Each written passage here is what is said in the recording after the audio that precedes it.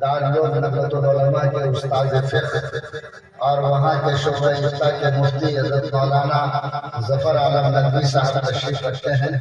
میں انہیں دعوت دیتا ہوں کہ وہ مائک پر تشریف لائیں اور اپنی بات آپ کے سامنے پیش کریں۔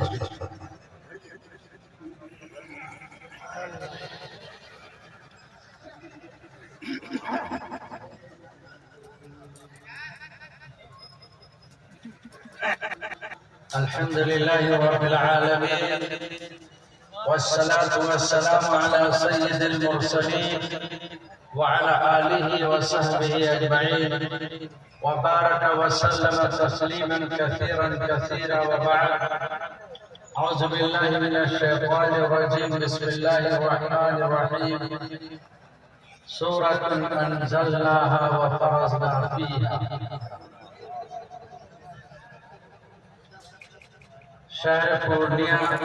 کے باشندے اور ارد گرد سے آئے ہوئے حضرات، میں آپ سب کا شکریہ ادا کرتا ہوں اور آپ سے یہ اپیل کرتا ہوں کہ آپ حضرات امارت شریعہ کے ذمہ داروں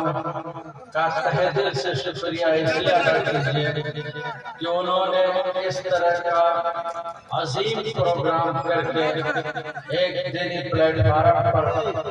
علماء کرام کو لا کر بڑی محنت اور جافشانی کے ساتھ پروگرام کر کے آپ کے لیے دینی غذا فراہم کیا، اس لیے ان کا شکریہ ادا کرتا ہوں۔ اور میں بھی شکر ادا کرتا ہوں اس لیے کہ میں بھی یہیں کا ہوں، مہمان سے زیادہ میری حیثیت میزبان کی، چونکہ دارالعلوم ندوۃ العلماء کی طرف سے نمائندگی کے لیے حاضر ہوا، اس لیے چند باتیں آپ کی خدمت میں عرض۔ ابھی آپ نے دارالعلوم دیوبند کے استاذ کی زبانی بہت سی اہم مسائل پر گفتگو سے ہمارے سماج میں، ہمارے معاشرے میں جو مسائل ہیں ان پر تفصیل سے اور بہت مؤثر انداز میں انہوں نے آپ کے سامنے بات رکھی۔ پھر دوسرے قاضی صاحب رانچی کے، انہوں نے بھی جو باقی چیزیں تھیں ان پر تفصیل سے بات کی۔ مجھے امید ہے کہ آپ تمام باتوں کو اسی طرح چن رہے ہوں گے، دماغوں میں جگہ دے رہے ہوں گے جیسے مرغیاں دانے چنتی ہیں اور اپنے پیٹ کو کم کرتی ہیں۔ اس لیے آپ ہر بات کو دماغ میں جگہ دیجئے، دل میں جگہ دیجئے اور پھر تحفے لے کے جائیں۔ ایک دو باتیں جو اس سلسلے کے ہمارے سماجی مسائل کے ہیں، معاشرتی مسائل کے ہیں، وہ آپ کے سامنے ہم بہت ہی مختصر انداز میں رکھیں۔ ایک انتہائی اہم مسئلہ جس کو ابھی جو میں نے آیت پڑھی ہے سورہ نور کی، قرآن مجید کی آیت سورہ نور، آیت میں جو انداز اللہ تعالیٰ نے اختیار کیا ہے، قرآن پڑھنے والا حیرت میں ہوتا ہے کہ اس طرح کا انداز اللہ نے کیوں اختیار کیا۔ اللہ تعالیٰ فرماتے ہیں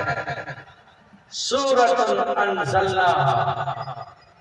اچانک کہہ رہے ہیں، حالانکہ قرآن کا اسلوب ہے، کہیں آتا ہے الحمد، کہیں سبحان رب، کہیں کچھ، یہ اللہ کی حمد ہوتی ہے، تعریف ہوتی ہے اور پھر باتیں آگے شروع ہوتی ہیں، لیکن یہ اچانک اللہ تعالیٰ فرما رہے ہیں کہ ایک سورہ ہے جن کو ہم نے نازل کیا ہے اور ہم نے اس میں احکام فرض کیا۔ کون سے احکام؟ آپ پوری سورہ پڑھ جائیے، وہ احکام ہیں پردے کے، حجاب کے، کتنی آیتیں اس کے اندر وہاں موجود ہیں۔ اور پھر آگے پردے کے احکام سورہ اعراف میں بھی، سورہ احزاب میں ہے۔ ان تمام میں جو بنیادی چیز آئی ہے وہ عزت و عصمت کی حفاظت کا مسئلہ، عورتوں کی عزت کی حفاظت، مردوں کا پاک دامن رہنا کسی بھی اچھے سماج اور کسی اچھے خاندان کی بنیاد ہمارے اخلاق اچھے ہو جائیں، ہمارے گھر میں معاشی حالت بہتر ہو جائے، ہمارا ملنا جلنا سبوں سے اچھے انداز میں ہو، یہ سب اپنی جگہ ہے، لیکن خاندان کے افراد کا، گھر کی عورتوں کا، بچوں کا، نوجوانوں کا پاکیزہ زندگی گزارنا، عصمت و عفت کی زندگی گزارنا، یہ انتہائی ضروری ہے۔ قرآن مجید میں جگہ جگہ اس کی طرف اشارہ نے صراحت سے احکام بیان کیا۔ پردہ کا احکام کیا احکام آپ جانتے ہیں؟ ہمارے ملک میں پردہ کا مسئلہ کس قدر اٹھا، عدالت میں گیا یہ مسئلہ۔ ہماری بچیوں نے جو کالج کی بچیاں تھے حجاب کے مسئلے میں کس بے باکی کا ثبوت دیا ہے، پوری دنیا کے لوگوں نے ان کو شاباشی دی۔ یہ ان کی غیرت کی بات تھی، ایمانی قوت کی بات تھی۔ اس لیے آپ سب سے ہم ان آیتوں کی طرح جن میں کہ نبی سے بھی کہا گیا کہ اے نبی قل لأزواجک وبناتک، آپ اپنی بیویوں کو، اپنی بچیوں کو، مسلمان عورتوں کو کہیے کہ وہ حجاب رکھیں، یدنین، اور وہ لٹکا لے اوپر سے نیچے تک تاکہ ان کا جسم کوئی نہ دیکھے۔ میرے دوستو یہ انتہائی اہم ہے، بہت ہی ڈھنگ سے قرآن نے سمجھایا ہے کہ جو عورتیں حجاب میں نکلیں گی یہ ان کے لیے زیادہ تحفظ کی چیز ہے، زیادہ تعریف کی چیز ہے، اور اسی میں لوگ کو سمجھیں گے یہ پاک دامن خاتون جا رہی ہے، اس لیے ان کو چھیڑچھاڑ نہ کرو، اس چیز میں تمہاری حفاظت ہو۔ جو بچیاں، جو عورتیں حجاب میں نکلتی ہے، لفنگے سڑکوں پر چلنے والے اچکے ان پر جملے نہیں کستے، بلکہ شریف خاندان کی عورت سمجھ کر ان کی عزت کرتے ہوئے گزرتے ہیں۔ قرآن نے یہ اشارہ کیا،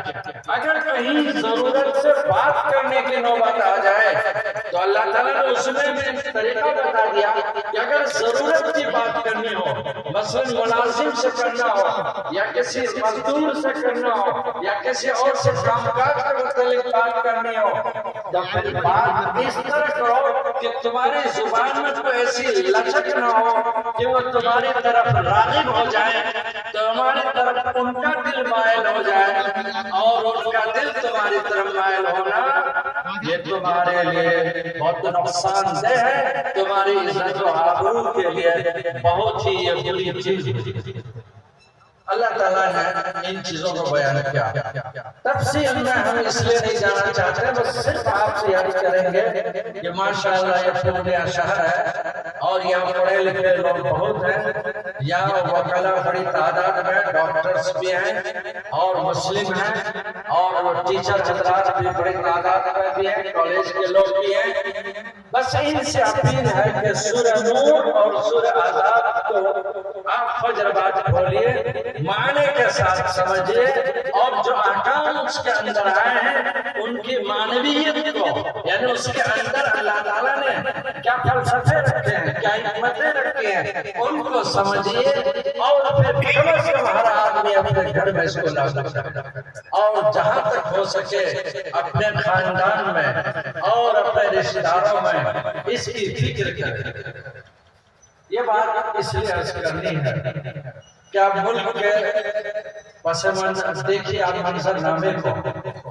کتنے واقعات آ رہے ہیں، اور یہ بات چیت کرنا جو موبائل کے ذریعے ہو رہی ہے، اس کے ذریعے سے کس طرح عورتیں دین و ایمان کو کھو رہی ہیں، عزت تو گئی، بے حرمتی تو ہوئی، خاندان کے لوگوں کی عزت تار تار ہو گئی، خاندان کے لوگ معاشرے میں سماج میں لینا ہو گئے، ان کی ہر طرف ان کی بے عزتی ہو رہی ہے۔ علاوہ ان کے سب سے بڑا مسئلہ یہ ہے کہ ان کا دین ایمان جاتا رہتا ہے، اور کسی اور دین میں وہ تہذیب جس کو دنیا نے کہیں پسند نہیں کی، وہ کلچر جو صاف ستھرا کلچر نہیں ہے، وہ رسوم جن کو کسی بھی دنیا کے قوم نے بھی بہتر رسوم نہیں سمجھے، وہ عبادتیں جن کو شروع سے دنیا جب سے قائم ہوئی انبیاء کی تعلیم آئی اس کی تردید کی گئی ہے، ان کو اچھی نظر سے نہیں سمجھا گیا، اس کو شرک کہا گیا ہے، خدا سے بغاوت کہا گیا ہے، اس طرف یہ لڑکیاں اور عورتیں جاتی ہیں۔ بے پردگی اور باتوں میں یہ بے محابہ ہونا اور اوپن ہو جانا، یہ ایسے نقصانات کا سبب بن ہے جس سے دین ایمان پر ڈاکہ پڑ رہا ہے۔ بے شمار تعداد آ رہی ہے کہ مرتد ہو کر وہ دوسری تہذیب میں، دوسرے دین میں اور کلچر میں جا رہے ہیں۔ کس قدر افسوس کی بات ہے۔ اس لیے یہ مسئلہ میں صرف ذکر کر رہا ہوں، لیکن آپ قرآن کے سورہ نور اور سورہ احزاب کو پڑھیے اور ہر ایک اس کی ذمہ داری لے اور سمجھ کر خود اپنوں میں اس کا تذکرہ کرے، اس پر تبصرہ کرے، ڈیبیٹ کرے اپنے پڑھے لکھے لوگوں کے درمیان، کالجوں میں بھی، اسکولوں میں بھی بیٹھ کر چند لوگ ان کی حکمتوں کو سمجھیں، اپنے گھروں میں اس کو رائج کرنے کی کوشش کریں۔ ایک بات تو یہ، دوسری بات جو یہ عدالت ہی سے متعلق میں بول رہا ہوں کہ عدالت میں ایک مسئلہ جو عام آیا وہ 3 طلاق کا مسئلہ ہے۔ یہ مسلم خواتین نے یہ مقدمہ دائر کیا۔ اس سلسلے میں شاید آپ لوگوں کو معلوم ہوگا، میڈیا کا دور ہے، حضرت مولانا ولی رحمانی صاحب جب امیر شریعت تھے اور جنرل سیکریٹری تھے مسلم پرسنل تھے، اور مولانا شیخ محمد رابع حسنی دامت برکاتہم، ان بزرگوں نے اس مقدمے کی پیروی میں جو جدوجہد کی ہے، علماء کو جس طرح لگایا ہے اور وکلا کیے ہیں، لاکھوں نے کروڑوں روپے صرف کیے ہیں، باہر وکیلوں کی خدمت حاصل کی ہے اور فاضل نوجوانوں کو لیا ہے اور انگریزی پڑھے لکھے دانشوروں کو بھی لیا ہے، اپنے مسلم وکیلوں کو لیا ہے، قانونی پوائنٹ پر بحثیں کی ہے، ہر طرح سے تیاری کے ساتھ پوری وکالت کی ہے، لیکن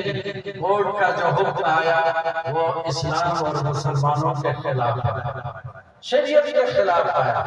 اور آج اس قانون کے آنے کی وجہ سے جو دقتیں پیدا ہو رہی ہیں، دارالقضاء میں، دارالفتہ میں جو مسائل پیدا ہو رہے ہیں، فتوے دینے میں جو دقتیں ہو رہی ہیں، وہ مسئلہ ہے جس سے مفتیان کرام جان رہے ہیں کہ انہیں کیا لکھنا ہے، کیا الفاظ استعمال کرنے ہیں، کیا تعبیرات استعمال کرنی ہیں۔ ابھی بھی کل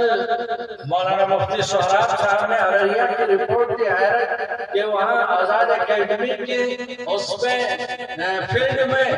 کئی ہزار وہ انجیکشن پائے گئے جو نشہ کے تھے۔ اس کا مطلب ہے کہ واقعی بے تحاشا یہ چیز پھیل رہی ہے۔ نشے میں آ کر جو طلاق دینے کا ریشیو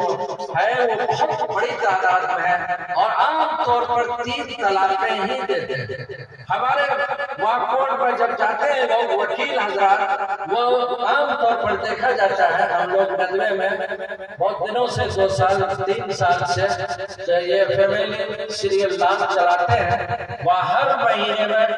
وہاں کے ہائی کورٹ کے جج وکلا آتے ہیں اور پھر بحثیں ہوتی ہیں، کوئی وکلا پڑھا جاتا ہے، ان حضرات کے خیالات آتے ہیں، معلوم ہوتا ہے کہ وکلا حضرات بھی وہ یہ سمجھتے ہیں کہ 3 طلاق دینے ہی سے طلاق ہوتی ہے، حالانکہ طلاق کا مسئلہ ایسا نہیں ہے، بلکہ 1 طلاق دے دینا کافی ہے، اور 1 طلاق بھی قرآن نے اس کے جو اس میں ترتیب رکھی ہے، جو پروسیجر رکھی ہے، بہت ہی ترتیب کے ساتھ ہے۔ پہلے تو اقام و تقیم کا مسئلہ ہے، اگر اس سے کام نہ چلے تو خاندان کے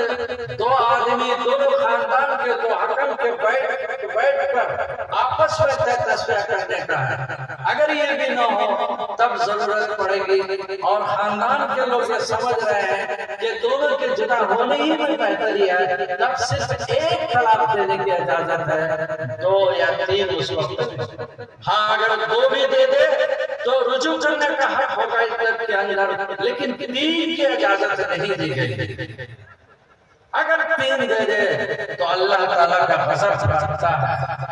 اور اس پر قرآن نے سخت تنبیہ کی ہے کہ اب یہ شخص سماج کا ایسا انسان نہیں رہا کہ ایک عورت اس کی زوجیت کرے، لہذا یہ عورت اس پر حرام ہو گئی اور اس کے لیے اجازت نہیں دی گئی کہ وہ اس سے نکاح کرے۔ اگر کسی مصلحت کی وجہ سے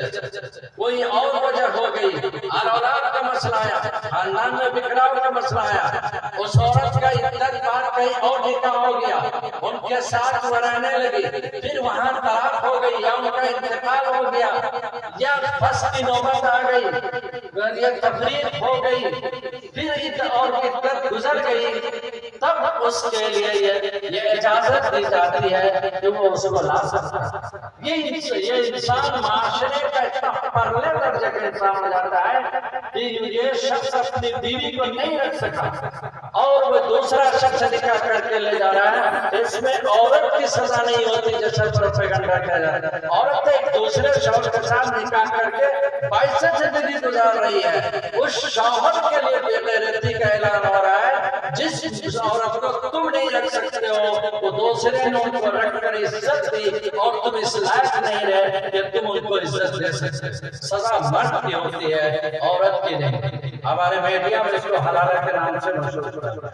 بس میرے دوستو، یہ 2 باتیں